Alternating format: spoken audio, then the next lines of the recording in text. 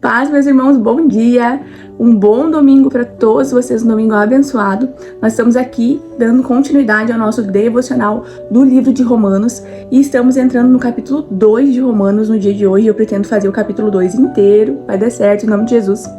Então já te inscreve aqui no canal, para que tu possa ser avisado, ativa as notificações, né, para que tu não perca essa série de devocionais neste final de ano, pra gente fechar esse ano mais pertinho do Senhor, para que todos vocês possam já iniciar o ano de 2026 de uma forma realmente diferente, né, baseado na palavra de Deus e não apenas em tantas coisas que o mundo oferece e nos diz que em 2026 vai ser diferente. Eu creio num 2000 diferente quando a gente está alicerçado na palavra de Deus. Então é isso, vamos orar para nós iniciarmos o nosso devocional nessa manhã. Ore junto comigo aí na sua casa, mesmo que você esteja assistindo um outro dia, um outro horário, ore junto comigo, amém?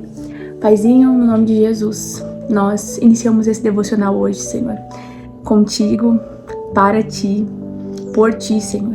Pai, Espírito Santo, nós clamamos pela tua presença neste lugar, em cada casa, Senhor, que agora está acessando esse vídeo. Espírito Santo, vem com a tua presença, Senhor. Vem com revelação da palavra, Senhor. Vem iluminando as mentes a respeito daquilo que está na tua escritura, Senhor. Pai, nós queremos finalizar esse ano, Senhor, alicerçados e cheios da tua palavra. Então nós pedimos que o Senhor nos presenteie, Senhor, com aquilo que está a ser revelado a nós, que é a tua palavra, Pai. Pai, a tua palavra diz que o Senhor se revelará àqueles que te amam, Senhor. Então nós também pedimos que o Senhor aumente o nosso amor.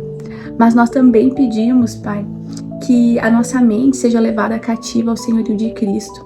Nós, Senhor, neste momento damos o controle, Senhor, dos nossos pensamentos, da nossa mente a Ti, Senhor. Porque nós não queremos vir aqui fazendo um devocional, Senhor, cheios de altivez, cheios de conhecimentos terrenos que não deem espaço para aquilo que o Senhor quer fazer. Então toma o teu trono nos nossos corações e nas nossas mentes nessa manhã, para que nós possamos realmente desfrutar daquilo que é teu para as nossas vidas. Em nome de Jesus. Amém? Amém, meus irmãos. Então vamos iniciar aqui Romanos 2. Onde está escrito o justo juízo de Deus. Estamos lendo a versão NVI. Iniciamos na King James e viemos King James atualizada no capítulo 1. E agora estamos já na NVI para que seja mais fácil a compreensão e de maior acesso a todos que estão junto conosco. O justo juízo de Deus. 2. Portanto, você que julga os outros é indesculpável, pois está condenando você mesmo naquilo em que julga, visto que você que julga pratica as mesmas coisas. Sabemos que o juízo de Deus contra os que praticam tais coisas é conforme a verdade. Assim, quando você é um simples homem, os julga, mas pratica as mesmas coisas, pensa que escapará do juízo de Deus? Ora, ou será que você despreza as riquezas da sua bondade, tolerância e paciência, não reconhecendo que a bondade de Deus o leva ao arrependimento? Nossa, começamos aqui com tudo, né? Gente, esse aqui é um dos textos usados quando as pessoas dizem: não julgueis, só Deus pode me julgar. Se você é crente, como é que você está julgando? Mas a gente precisa entender o contexto. Aqui, Paulo, ele está se referindo principalmente aos judeus, ou de uma forma resumida e tentando trazer para a nossa realidade hoje, os moralistas. Moralistas que são todos aqueles que julgam com hipocrisia. Você vê que ele não fala somente você está julgando, ele está falando que você também será julgado nessa mesma medida, que aquilo que você cobra do outro, você precisa no mínimo não fazer. E aí nós vamos para um nível ainda maior daquilo que nós falamos ontem. No devocional de ontem ali nós encerramos falando daqueles que sabem o que está errado, têm revelação de Deus, praticam e ainda incentivam outras pessoas e aplaudem quando os outros fazem errado. Mas olha, agora nós vamos para um nível ainda mais difícil. Que nível é esse? O nível de pessoas que não está simplesmente fazendo errado e aplaudindo, mas que julga quem faz e mesmo assim faz. Então aqui é ainda pior, gente. E aí aqui nós precisamos vigiar, porque o cristão, ele pode facilmente cair nesse orgulho e nessa soberba. E aí olha onde é que a gente é jogado quando a gente entra nisso daqui. A gente é jogado lá na lista de pecados que eu falei ontem no capítulo 1. Porque na lista de pecados do capítulo 1, nós temos ali a arrogância e a presunção, os arrogantes e os presunçosos. E aí, isso aqui não está atrelado a justamente o que está falando aqui sobre julgar de forma, quando a pessoa está sendo hipócrita. E é isso aqui que Paulo começa explicando aqui, que nós não devemos ser essas pessoas. E ele fala assim: ou será que você despreza as riquezas da bondade de Deus, da tolerância, da paciência? Quantas vezes nós nos colocamos no papel de Deus? Quantas vezes os fariseus se colocavam no papel de Deus? Quantas vezes os moralistas religiosos, legalistas, tentam se colocar no papel de Deus e dizer: não, para você não existe. Para você não pode, para você não tem a salvação, porque você está fazendo errado, sendo que muitas vezes temos pecados de orgulho, de arrogância, de soberba, de sermos presunçosos.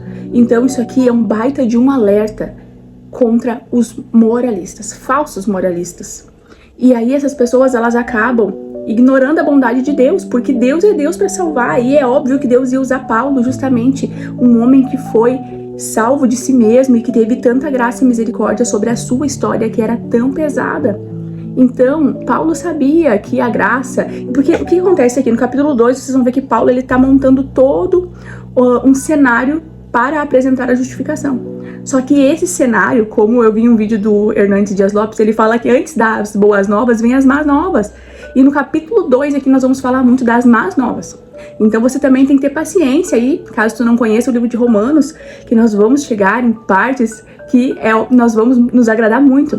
Mas tem partes aqui que nós precisamos ser confrontados, e são as más novas, porque essas más novas aqui, elas são a realidade de muitos de nós, e a gente precisa ter consciência disso, consciência de que às vezes nós estamos ignorando, desprezando riquezas da bondade de Deus, da tolerância de Deus, da paciência de Deus, e não reconhecendo que a bondade de Deus leva ao arrependimento. Ou seja, o que o falso moralista ele pensa?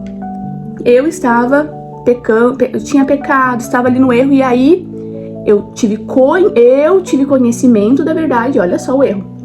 E quando eu tive conhecimento da verdade, algo em mim reconheceu aquela verdade, e aí, como eu tenho algo de bom em mim, eu me arrependi.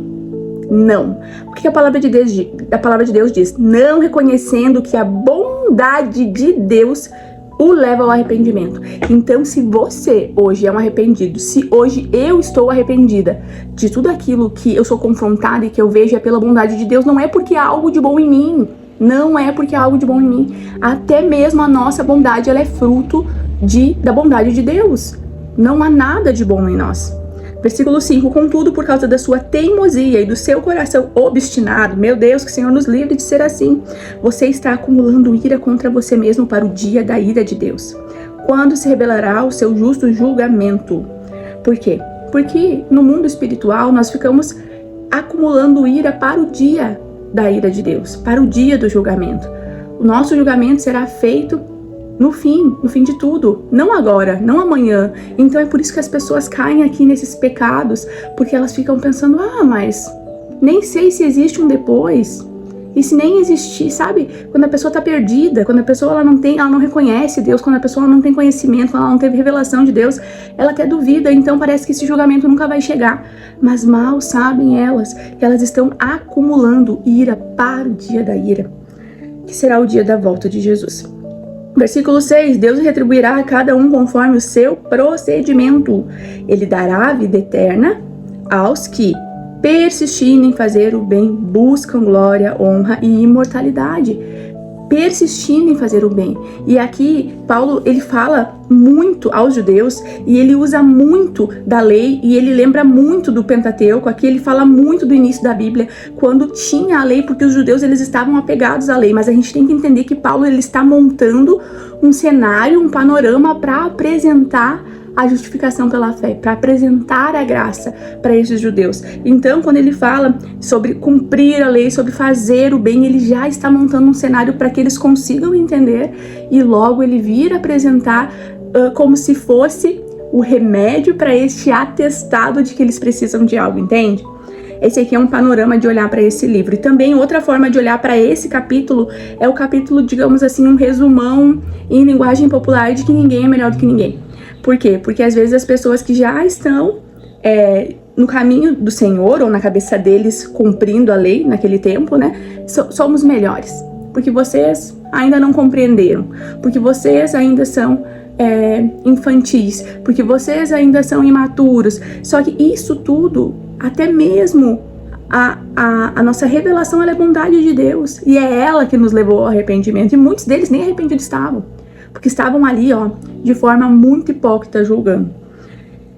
Ele dará a vida eterna aos que persistirem em fazer o bem, buscam glória, honra e imortalidade. Versículo 8. Mas haverá ira e indignação para os que são egoístas e que rejeitam a verdade e seguem a injustiça. Haverá tribulação e angústia para todo ser humano que pratica o mal. Primeiro para o judeu, depois para o grego. Mas glória, honra e paz para todo que pratica o bem. Primeiro para o judeu, depois para o grego. Pois em Deus não há parcialidade, ou seja, somos todos iguais, não existe ninguém melhor do que ninguém. Você ser um moralista não te faz melhor, quem te fez melhor, caso você realmente tenha arrependimento, foi Deus, não foi você mesmo. Então, isso daqui é literalmente um atestado do quanto todos de uma mesma forma carecemos da graça de Deus. Versículo 12, todo aquele que pecar sem lei também perecerá. Olha que interessante, está falando que perecerá. Como assim, se a pessoa não tinha lei, não tinha acesso, não teve conhecimento de Deus? Mas ela teve a revelação que nós lemos no capítulo 1.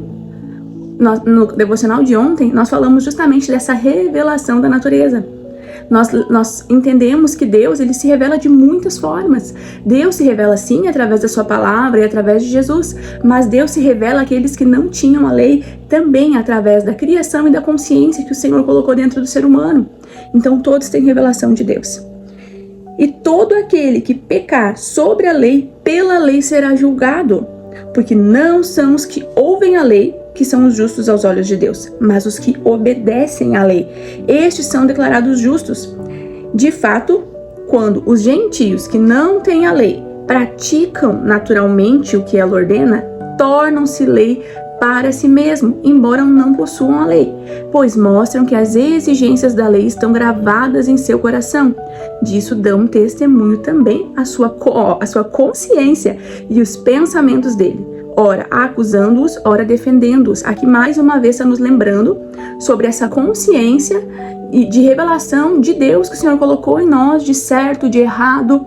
Então, muitas vezes nós temos dúvidas, mas e quem não conheceu a palavra, essa pessoa, ela tem a revelação através da criação, através da consciência, através ali, da sua consciência, os pensamentos que ora o acusando e ora o defendendo-os. Claro, essa consciência ela pode sim vir a ficar cauterizada caso a pessoa seja entregue a si mesmo, como nós lemos ontem, mas o normal é que o homem tenha essa revelação e que ele saiba que ele está errando, a não ser que ele realmente tenha virado tanto as costas para Deus que a consciência dele, a sua mente já ficou cauterizada. No versículo 16, isso tudo se verá no dia em que Deus julgar os segredos dos homens mediante Jesus Cristo, conforme o declara o meu evangelho. E aqui, nesse versículo 16, Paulo está lembrando do justo juízo de Deus. Por quê? Porque, por exemplo, terrenamente, nós não podemos julgar sem provas. Muitas vezes a pessoa mente. Muitas vezes, muito tempo depois, a gente vai entender que aquela pessoa ela era inocente. Ela era uma pessoa inocente, foi considerada culpada pela justiça, ou ela é uma pessoa culpada e por conta ali de muitas coisas ela acabou sendo inocentada, mesmo sendo culpada, porque a justiça dos homens é falha. Primeiro porque nós temos pessoas humanas falhas, julgando e tratando disso na medida do possível, da forma mais justa possível, mas mesmo assim passíveis de erro e também passíveis de corrupção. E nós vivemos realidades assim, onde aqueles que eram para ser hoje os mais justos já estão corrompidos. Então, aqui nós temos algo que me traz paz, e eu quero dividir com você, que é o quê? Isso tudo se verá no dia em que Deus julgar os segredos do homem, mediante Jesus Cristo, conforme declara o meu evangelho. Os segredos do homem. O juízo de Deus, ele é perfeito. Eu amo falar isso. Ele é perfeito. Quando a gente tem essa consciência de que toda pessoa realmente é arrependida, e a pessoa que ela tá realmente arrependida, ela passa por um processo de muita dor. Se você já se arrependeu, se você já teve aquele start de conseguir, através, claro, né, da bondade de Deus, ter o arrependimento, você sabe tamanha dor que a gente sente nos momentos de arrependimento. E essa pessoa, ela será salva. Agora, se essa pessoa teve um arrependimento falso, só um remorso, ela mentiu, esse segredo será julgado. Porque o nosso Deus é perfeito e sonda os corações e sabe exatamente os segredos e os anseios e sabe as intenções. Nós podemos descansar num Deus que sonda as intenções. Então você sabe que inclusive você será julgado através das suas intenções, não através das suas ações, não através das suas obras, por mais que aqui muitas vezes eles falem a respeito do julgamento de obras, mas aí entra Cristo, que mesmo pelas obras todos estamos condenados, entende?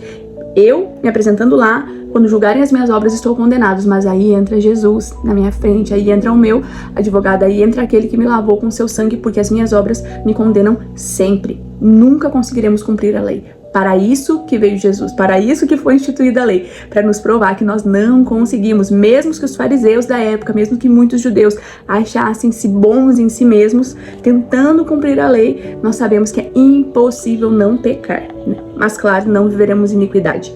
Viveremos, às vezes, tendo alguns problemas, de vez em quando, caindo, tendo ali um tropeçar, não um viver no erro. Mas nós podemos descansar que o juízo de Deus, ele é perfeito. E aí, encaminhando aqui para alguns últimos versículos do capítulo 2, no 17, diz assim, o título é Os Judeus e a Lei. Ora, você leva o nome de judeu. Olha só, ele está falando diretamente para esse público.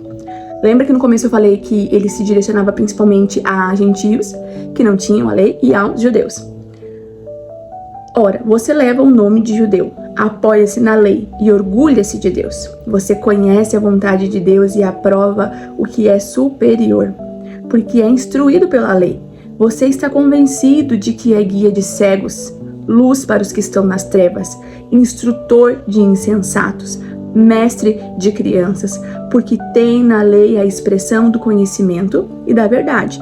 E então, você que ensina os outros, não ensina você mesmo? Você que prega contra o furto, furta?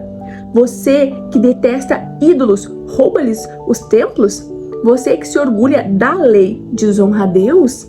Você que se orgulha da lei, desonra a Deus? Desobedecendo a lei? Pois, como está escrito, o nome de Deus é blasfemado entre os gentios por causa de vocês. E esse versículo aqui me lembra aquilo que a igreja está passando hoje. O nome de Deus é blasfemado entre os gentios por causa de vocês. Que em nome de Jesus nós não façamos parte dessa igreja. Essa não é a verdadeira igreja, mas existe uma falsa igreja. Desde sempre. Aqui Paulo estava falando com os judeus e Jesus confrontava estes homens e confrontava os fariseus cheios de lei, mas com seu coração ali corrompido. Só que essas pessoas, desde sempre, são aquelas que fazem que o nome do Senhor seja blasfemado. Você com certeza tem ouvido escândalos de dentro da igreja, onde as pessoas de fora conseguem blasfemar contra nós, contra a palavra, contra Deus, por causa desse mau testemunho. Isso parte do meu coração, mas sempre aconteceu. Nós precisamos entender que isso sempre existiu, existe e existirá, mas nós precisamos ser vigilantes para que a gente não venha a fazer parte desta parte da igreja, que nós sejamos a noiva limpa e verdadeira que Jesus irá vir buscar. 25. A circuncisão tem valor se você obedece à lei, mas se você desobedece à lei, a sua circuncisão já se tornou incircuncisão. Se aqueles que não são circuncidados obedecem aos preceitos da lei, não serão eles considerados circuncidados? Aquele que não é circuncidado fisicamente, mas obedece à lei, condenará você, que tendo a lei escrita e a circuncisão é transgressor da lei. Aqui ele usa esse jogo de palavras e falando tanto da circuncisão, que era algo tão marcante e obrigatório para eles, né? Até que viesse Jesus e ele fosse a verdadeira circuncisão, e no próximo versículo isso vai ficar bem claro, e eu oro que em nome de Jesus você compreenda isso, caso até hoje você não tenha compreendido. Ele usa essas palavras para que eles entendam que não basta ser algo feito fisicamente por fora, quando não foi feito no coração. Isso é o que diz no 28, quando diz assim: não é judeu quem o é apenas exteriormente, nem é circuncisão a que é meramente exterior e física. Aqui ele explica esses versículos anteriores. Não, judeu é o que é interiormente, e circuncisão é a operada no coração. Aqui ele está tentando explicar que tudo aquilo que nós vivemos, que toda lei, ela é sim uma sombra daquilo que Jesus veio cumprir. Porque se antes nós tínhamos simplesmente o não adulterarás, agora nós temos que aquele que desejar uma mulher em seu coração já adulterou.